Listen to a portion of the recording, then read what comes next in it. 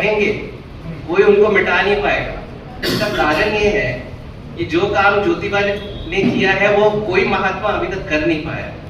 तो मेरा अनुरोध होगा कि आप लोग ज्योतिबा को महात्मा नहीं, क्रांति सूर्य के नाम से जाने।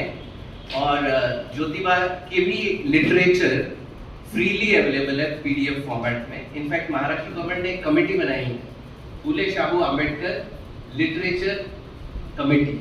तो ये मंत्रालय में एक अलग से डिपार्टमेंट है जो यही काम करता है, ये सारी चीजें छापता है।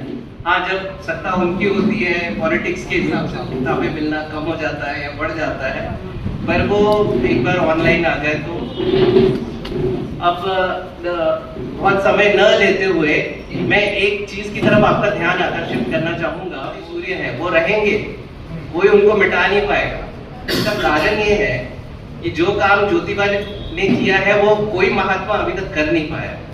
तो मेरा अनुरोध होगा कि आप लोग ज्योतिबा को महात्मा नहीं, क्रांति सूर्य के नाम से जाने। और ज्योतिबा के भी लिटरेचर फ्रीली अवेलेबल है पीडीएफ फॉर्मेट में। इनफैक्ट महाराष्ट्र गवर्नमेंट ने एक कमेटी बनाई है, फूले शाहू आंबेडकर लिटरेचर कमेटी। तो ये मंत्रालय में एक अलग से डिपार्टमेंट है जो यही काम करता है, ये सारी चीजें छापता है। हाँ, जब सत्ता उनकी होती है, पॉलिटिक्स के हिसाब से किताबें मिलना कम हो जाता है या बढ़ जाता है, पर वो एक बार ऑनलाइन आ गए तो अब बहुत समय न लेते हुए मैं एक चीज की तरफ आपका ध्यान आकर्षित करना चाहूंगा। सरकारी नौकरी से पढ़ाई का समाधान को कॉन्फिडेंट बनाना है। आप इतने सक्षम हो गए तो चाहे अमेरिका जाओ, आप इंग्लैंड जाओ, चाहे कहीं जाओ, आप मार नहीं खा सकते। अपना बिजनेस करो। एक उन्होंने कहा जानना जरूरी है, और जब जानोगे नहीं, आपको ज्ञान नहीं होगा। हम क्या करते हैं, कई बार मुझे किसी चीज का पता नहीं, मैं सोचूं मैं प्रधान जी से पूछ लूं, मेरे दिमाग में क्या था कि प्रधान जी तो मेरे जितने पढ़े लिखे हैं, मैं पीएचडी डॉक्टर हूं। अगर मुझे किसी बात का नहीं पता तो जान लेना जरूरी है, इसे भी पूछ लेना चाहिए। तो माताओं को एक बात कह रहा हूं, यहाँ बैठे हैं बच्चे, बैठे हैं स्कूल के, छोटा सा बच्चा ना, सपोज करो लड्डू खा रहा हो, कहता लड्डू कहाँ से आया, हम उसको मार के थप्पड़, चुप, लड्डू कहाँ से आया, चुपचाप खा ले, भाई आपकी बात करता है नहीं, उसको बताओ, पूछेगा लड्डू कैसे बना, इसे आटे से बनाया था, किसका है, चने का चना कहाँ होता है, कहाँ से आता है। दूसरी चीज क्या पड़ी इसमें, चीनी कहाँ होती है, किससे बनती है, गन्ने से बनती है। दुनिया में चीनी कहाँ होती है, कौन सा देश एक्सपोर्ट करता है, भारत में कितनी चीनी है। तीसरा, इसमें घी का यूज होता है, घी कहाँ करता है, कहाँ से बना है, इसमें घी तो हलवाई कौन होता है, बनाने वाला कौन है, कढ़ाई चलाई, लकड़ी कहाँ से आई, गीली लकड़ी नहीं जला सकते, सूखी लकड़ी। एक लड्डू पे 1000 सवाल बता दिया आपने उस बच्चे को, आप उसको थप्पड़ मार के चुप करा देते हैं। ये ज्योतिबा फुले ने कही ये बात। बच्चा आपसे कोई सवाल पूछे,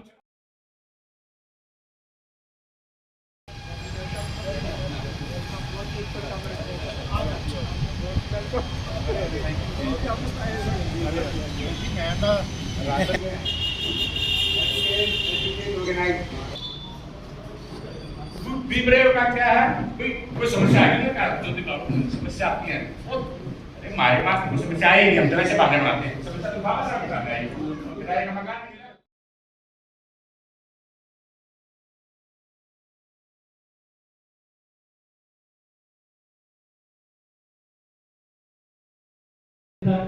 ਅਸੀਂ ਉਸ ਤੇ ਖਰੇ ਉਤਰ ਸਕੀਏ। ਅੱਜ ਦੇ ਸਾਡੇ ਇਸ ਪ੍ਰੋਗਰਾਮ ਦੇ ਮੁੱਖ ਮਹਿਮਾਨ ਪ੍ਰੋਫੈਸਰ ਵਾਈਸ ਚਾਂਸਲਰ ਉਹ ਵੀ ਪਹੁੰਚ ਚੁੱਕੇ ਨੇ। ਅਸੀਂ ਸ਼੍ਰੀ ਗੁਰਦਾਸ ਗੁਰਦੁਆਰਾ ਪ੍ਰਬੰਧਕ ਸਭਾ ਵੱਲੋਂ ਉਹਨਾਂ ਦਾ ਸਵਾਗਤ ਕਰਦੇ ਹਾਂ।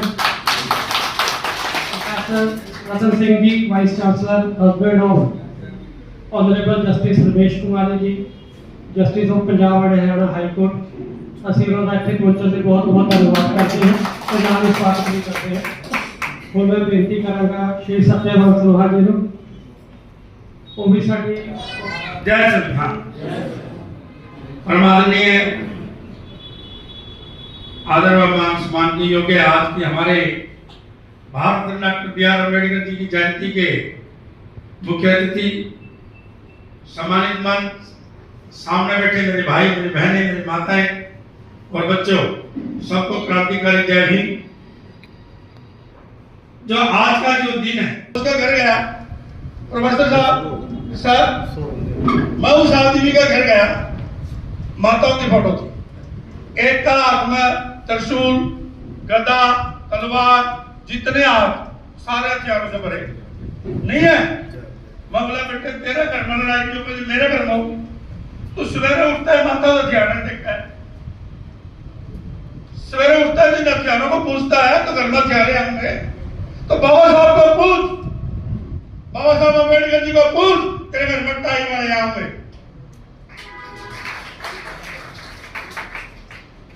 टाई वाले ब्याह शादी में क्या लिखे थे, पहला निमंत्रण गणेश जी तेरे को, अरे मुझसे खड़ा बनवा दीजिए बाबा साहब के नाम पे, Bharat Ratna doctor B R Ambedkar भवन इतने के गांव के अंदर है। बताइए आज मैंने इतना पैसा हो गया, आज 10 साल के 2 लाख हो गए, 50 लाख हो गए, नहीं। मेरे गांव के अंदर जाइए, 2.5 करोड़ रुपए का 2 मंजिला 2.5 किलो के अंदर आदमी ओम प्रकाश चोपड़ा जी, प्रोफेसर दयानंद जी, जो अम्बेडकरवादी लोग हैं, मेरे गांव में दौरा कर चुके हैं साथियों। छोटा है साहब,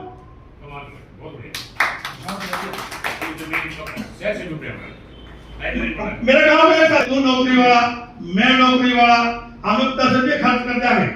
ये गरीब दिहाड़ीदार मजदूर आदमी जो नरेगा में काम करते हैं हमारे भाई, एक साथी करते हैं बेटी की 50-60-70 हजार रुपए का टेंट आता है, उस टेंट के 70 हजार बच गए। अपने अपने गांव में 30-30 कुर्सियां दान करिए, कुर्सियां दान करिए। तो उन लोगों को ब्याह शादी में एक सामूहिक चीज की जरूरत पड़ती है गांव के अंदर। इतने में उच्च कोटि के विद्वान, सिंबल ऑफ नॉलेज, अर्थशास्त्र के जानकार, महान शिल्पकार, मनुस्मृति के नासक, बुद्ध के उपासक, जातीयता के पैरी, इंसानियत के पैरी, वर्तमान, भविष्य और विश्व के सरताज, कानून के ज्ञाता, संविधान निर्माता बाबा साहब की जयंती की आप सभी को एक बार पुनः बधाई देती हूँ। मैं मंजू गौतम बाबा साहब के श्री चरणों में कोटि कोटि नमन बंदन करते हुए वाणी को आगे ले जाती हूँ। कदम ऐसे चलो कि निशान बन जाए, समाज में कुछ काम ऐसा करो कि पहचान बन जाए। यहाँ जिंदगी जीने तो सभी आते हैं, यहाँ जिंदगी जीने तो सभी आते हैं, लेकिन समाज में कुछ काम ऐसे करो कि अपनी मिसाल बन जाए, अपनी मिसाल बन जाए। बुद्धि से बुद्धि मिली, कबीर से मिला ज्ञान, ज्योतिबा फुले से ज्योति मिली, बाबा से मिला संविधान, बाबा से मिला संविधान। मचा है डंका चारों ओर, आज इस भारत मारे में मचा है डंका चारों ओर, आज इस भारत मारे में, आज इस भारत मारे में, आज इस भारत मारे में मचा है डंका चारों ओर, आज इस भारत मारे में। मेरे भीम बड़े हितकारी, हम सब पर कर्जा भारी, मेरे भीम बने हितकारी, हम सब पर कर्जा भारी। बचाओ डोल चारों ओर, हो पे जय जय भीम की। हम क्यों मनाते हैं, उसके पीछे क्या कारण है, और कुछ न कुछ तो उद्देश्य रहा होगा कि हम अपने महापुरुषों को याद करते हैं। बाबा साहब डॉक्टर भीमराव, मैं ज्यादा नहीं बोलूंगा क्योंकि समय का अभाव है, मैं थोड़ा सा ही बोलूंगा। मेरे से पहले भाई सत्यवान जी बोल करके गए, साहब ने भी यही बात कही। हमारे महापुरुष उन बातों को कह करके चले गए। आज से 650 वर्ष पहले भी गुरु रविदास महाराज जी ने भी कहा कि पराधीनता पाप है, जाने हो रे मीत, रविदास दास पराधीन सो कौन करे है प्रीत। हमें दूसरों से प्रीति करने की जरूरत नहीं है जब हमारे इतने बड़े महापुरुष हमारे समाज को मिले। और उसी बात को आगे बढ़ाते हुए, उसी फिलॉसफी को आगे बढ़ाते हुए, वही फिलॉसफी चोपड़ा साहब का कमाल है कि गुरु और चेले जन्मदिन इकट्ठे करते हैं जो बहुत चंगी गल है। गल तो इकट्ठे होने की होंगी है, चार चांदरा करन की होंगी है, बहाना कोई भी होवे, किसी तरह का होवे।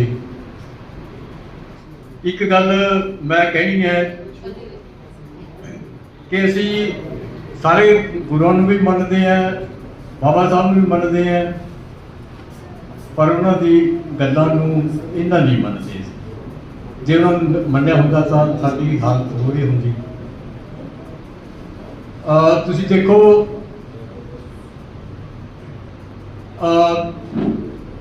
ਕਿਸੇ ਵੇਲੇ ਸਾਡੀ ਸੁਸਾਇਟੀ ਦੇ 4 ਹਿੱਸੇ ਬਣੇ ਸੀਗੇ। ਸਭ ਤੋਂ ਵੱਡਾ ਹਿੱਸਾ ਸੀ ਜਿਹੜਾ It is in a perspective manner, not in a negative manner, but मैं साइलेंट रहा, लेकिन साइलेंट रह के भी कई चीजें देखी और सामने रह के भी बहुत कुछ देखा। आज हमारे सामने ऐसी कठिन परिस्थितियां हैं जिनको हम सब कैसे दूर कर पाएंगे। क्या सिर्फ हमें ये 14 अप्रैल का दिन नजर आता है कि क्या हम 14 अप्रैल को इकट्ठा होकर हम बाबा साहब के सपने पूरे करने की बात करते हैं?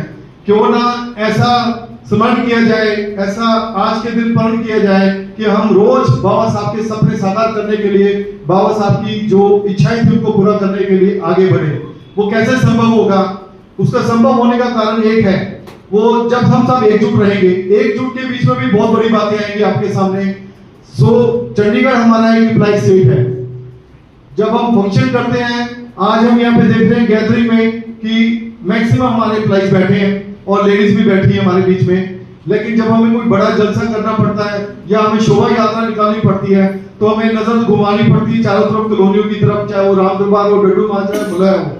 वो लोग हमेशा तत्पर हमारे साथ रहते हैं, लेकिन जब उनको जरूरत पड़ती है तब हमारे में से वहां कोई नहीं होता है। ये एक फैक्ट है। तो कई चीजों का सामना करना पड़ रहा है। अगर मैं ज्यादा बोलूं आपके सामने, 135वां जन्मदिन मना रहे हैं with the dedication and passion by saying the slogans and raising your hand that we are the follower of Dr. B.R. Ambedkar। और हम सारी उम्र तक बाबा साहब को भगवान मानेंगे, क्योंकि उन्हीं की वजह से आज हमारी एग्जिस्टेंस है। अगर बाबा साहब ना होते तो मुझे द्वारा आपको बताने की जरूरत है हमारे हालात क्या होती, क्योंकि जो आज का समय है वो बहुत ही डेंजरस समय चल रहा है। एक टाइम था जब छुआछूत बड़ी जोर लेवल पे थी, बहुत अच्छे लेवल पे थी, सबको पता चलता था कि we are scheduled caste and there is atrocity to that effect. But आज जो एट्रोसिटी है, जो छुआछूत है, वो बहुत हिडन है। यू नेवर कम अक्रॉस कि कब वो आपके पास वो घात कर दी, क्या नहीं कर देगी। उसका एक ही मंत्र है, उन लोगों को विजिलेंट कराने का एक ही रास्ता है कि जहां पे भी, जिस स्थिति पे भी, जहां भी जाते हो, आप डिक्लेयर करो I belong to scheduled class, I am follower of doctor B R Ambedkar. और तीसरे दिन वो बैठक के बीच में कभी आपके सामने डॉक्टर बी आर अम्बेडकर और कोई ऐसी या एसटी भाई के सामने गलत बोलने की हिम्मत नहीं करेगा। लेकिन जब आप डिक्लेयर नहीं करोगे, आप सबको पता है बीइंग एन एम्प्लॉय से as and when your posting transfer कहीं पे भी होती है, आपके जाने से पहले आपका बायोडाटा पहले वहां पहुंच जाता है और जिस तरह से आप वहां पहुंचते हो उसी हिसाब से आपका वहां पे वेलकम होता है। अगर आपने मैसेज कन्वे कर दिया, स्ट्रांगली कन्वे कर दिया, पहले दिन गए सीट पे गए, बाबा साहब की फोटो लगी, message is clear to all कि नहीं जी तो बाबा साहब का फॉलोवर है। और आज की डेट में बहुत बड़ी तादाद के बीच में बाबा साहब की फॉलोइंग पूरे वर्ल्ड लेवल पे फैलती जा रही है और इंडिया के बीच में कोई भी ऐसा एजिटेशन नहीं है। आप किसान मूवमेंट देखो या किसी भी बड़े नेता की किसी भी पार्टी की रैली देखो, हमारे बाबा साहब का जो चेहरा है वह सबसे ऊपर दिखेगा और संबोधन होता है वहां पे डॉक्टर बी आर अम्बेडकर, जय भीम जय भारत। देखिए विजन, देखिए vision, I am talking about the vision of the now prime party. जय जय जय जय जय भीम, जय जय जय जय जय भीम। Thank you. जिन्होंने भारत को दी एक नई पहचान, देश का संविधान, वो है बाबा साहब अम्बेडकर महान। निडरता उसका हथियार थी, सच्चाई थी उसके साथ, चलता रहा वो हर दम हमें इंसाफ दिलाने को। उन्होंने बढ़ाया देश का मान, वो है हम सबका अभिमान। दिए भारतीयों को सम्मान अधिकार, वो है बाबा साहब महान। ना थकता था ना रुकता था, जाने वो कैसा जोशीला, वह आत्मशक्ति से भरा हुआ, कोई और नहीं हमारा बाबा महान। जय भीम जय भारत।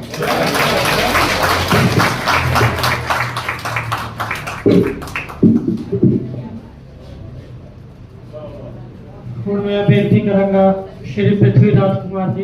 कुछ सुन लिया, बस आ गया, उसके बाद बात खत्म हो गया। लेकिन बात बड़ी नहीं। मैं संस्कृत का स्टूडेंट रहा हूँ, क्योंकि हमारा जितना भी लिटरेचर है, हमारा मतलब कि हिंदुओं का या जो लोग सनातनी कहते हैं, जो हमें पढ़ाया जाता था, सब कुछ वेद ग्रंथ ये सब विद्याएं सब संस्कृत में तो थी। उनको देखा और साथ में अभी जो मैंने बोला ना कि सो गुरु जो सिख है, जिस ज्योति जो तुम लाए, ये श्री गुरु ग्रंथ साहब जी का शब्द है। अब गुरु ग्रंथ साहब ने इधर ये चीजें हैं, इधर ज्योतिबा फुले जी हैं, उधर बाबा साहब बैठे हैं, इधर रविदास जी हैं, कबीर जी हैं, नामदेव जी हैं, इतने हमारे रहबर हैं। उसके बावजूद जो स्थिति आज है वो क्यों है ऐसी, जो होनी चाहिए वो क्यों नहीं? इस प्रश्न पे विचार कौन करेगा और कब करेगा और कैसे करेगा?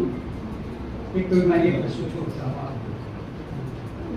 ਜਦੋਂ ਕਿਸੇ ਪੋਲੀਟੀਸ਼ੀਅਨ 'ਚ ਬੈਠ ਕੇ ਬਾਬਾ ਸਾਹਿਬ ਦੀ ਗੱਲ ਕਰੀਏ ਉਹ ਲੇਅਰ ਡਿਫਰੈਂਟ ਹੁੰਦੀ ਆ ਐਂਡ ਇੱਕ ਉਹ ਲੇਅਰ ਜਿਹੜੀ ਆਪਣੇ ਕੋਰ ਆਫ ਦਾ ਹਾਰਟ ਨੂੰ ਬੋਲਦੇ ਨੇ। ਸੋ ਅੱਜ ਦੀ ਸਮਾਜ ਸਾਰੇ ਬੈਠੇ ਹੋਏ teaching, non teaching, working EMPLOYEES, ਹਾਊਸਵਾਈਫਸ, ਵਰਕਰਸ, ਜਿਨ੍ਹਾਂ ਨੇ ਵੀ ਆਪਣੇ ਵਿਚਾਰ ਪ੍ਰਗਟ ਕੀਤੇ, I think of from the core of the heart, and which is really touching to my heart, and I'm very proud of this. कि शायद मैं ਜਿਹੜੀ वर्कशॉप कॉन्फ्रेंस ਤੇ ਗਿਆ ਉਤੋਂ ਕੁਛ ਨਾ ਕੁਛ ਬੀਜ ਲੈ ਕੇ ਆ ਗਿਆ ਤੇ ਉਹ ਬੀਜ ਮੈਂ ਕਿਸੇ ਪੇਪਰ ਦੇ ਰਾਹੀਂ ਜ਼ਰੂਰ ਕਿਸੇ ਬੁੱਕ ਦੇ ਵਿੱਚ ਲਿਖਾਂ ਤੇ ਸ਼ਾਇਦ ਇਥੋਂ ਦੇ ਵਿਚਾਰ ਇਹ ਦੋਨਾਂ ਦੇ ਵਿੱਚ ਪੀਸ ਕੌਣ ਰਿਹਾ ਸੀ? ਮਾਰਜਨਲਾਈਜ਼ਡ ਸੈਕਸ਼ਨ, ਸਾਡੇ ਲੋਕ ਜਿਨ੍ਹਾਂ ਨੂੰ ਉਸ ਟਾਈਮ ਤੇ ਟਰਮ ਕੁਆਇਨ ਕੀਤੀ ਹੋਈ ਸੀ ਸ਼ੂਦਰਾਸ। ਉਸ ਟਾਈਮ ਤੇ ਇੱਕ ਆਈਡੀਆ ਆਫ ਸੋਸ਼ਲ ਰੈਵੋਲੂਸ਼ਨ ਲੈ ਕੇ ਆਉਣਾ, it was not one person's origination. I think it was an origination of a god, and Jyotiba Phule ने as a god the role play ਕੀਤਾ ਤਾਂ ਜੋ ਕਿ ਇੱਕ social revolution ਲੈ ਕੇ ਆਂਦਾ। The first ਜਿਹੜਾ step social revolution the C, that was about education. ਉਹਨਾਂ ਨੇ ਕਿਹਾ ਜਦ ਤੱਕ ਐਜੂਕੇਸ਼ਨ ਨਹੀਂ ਹੁੰਦੀ ਅਸੀਂ ਕੁਝ ਨਹੀਂ ਕਰ ਸਕਦੇ। Education is one of the most important ਸਵਾਰਡ। ਇਹੀ ਤਲਵਾਰ ਹੈ ਜਿਹਦੇ ਨਾਲ ਸਮਾਜਿਕ ਕੁਰੀਤੀਆਂ ਨੂੰ ਅਸੀਂ ਕਿਲ ਕਰ ਸਕਦੇ ਹਾਂ, ਮਾਰ ਸਕਦੇ ਹਾਂ। And not only social education, rather education for the woman. ਉਹ ਫੀਮੇਲ ਐਜੂਕੇਸ਼ਨ ਤੇ ਜ਼ਿਆਦਾ ਸਟ੍ਰੈਸ ਦਿੱਤਾ ਕਿਉਂਕਿ ਫੀਮੇਲ ਇੱਕ ਫੈਮਿਲੀ ਦਾ, ਇੱਕ ਘਰ ਦਾ, ਇੱਕ ਸੁਸਾਇਟੀ ਦਾ ਬਿਲਕੁਲ ਸੈਂਟਰਲਾਈਜ਼ਡ ਪੁਆਇੰਟ ਹੈ ਜਿੱਥੋਂ ਸਾਰੀ ਸੁਸਾਇਟੀ ਮੂਵ ਕਰਦੀ ਹੈ। ਅਗਰ ਫੀਮੇਲ ਐਜੂਕੇਟਡ ਹੈ ਸਾਰੀ ਸੁਸਾਇਟੀ ਐਜੂਕੇਟਡ ਹੈ। ਉਹਨਾਂ ਨੇ ਫੀਮੇਲ ਇੰਪਾਵਰਮੈਂਟ, ਫੀਮੇਲ ਐਜੂਕੇਸ਼ਨ ਦੇ ਉੱਪਰ ਜ਼ਿਆਦਾ ਜ਼ੋਰ ਦਿੱਤਾ। ਕਾਸਟ ਡਿਸਕ੍ਰਿਮੀਨੇਸ਼ਨ ਦੀ ਗੱਲ ਕੀਤੀ, ਰਾਈਟਸ ਆਫ ਦ ਪੀਪਲ ਦੀ ਗੱਲ ਕੀਤੀ, ਫਾਰਮਰ ਦੀ ਗੱਲ ਕੀਤੀ, ਪੀਜ਼ੈਂਟਸ ਦੀ ਗੱਲ ਕੀਤੀ, ਰਿਲੀਜਨ ਦੇ ਉੱਪਰ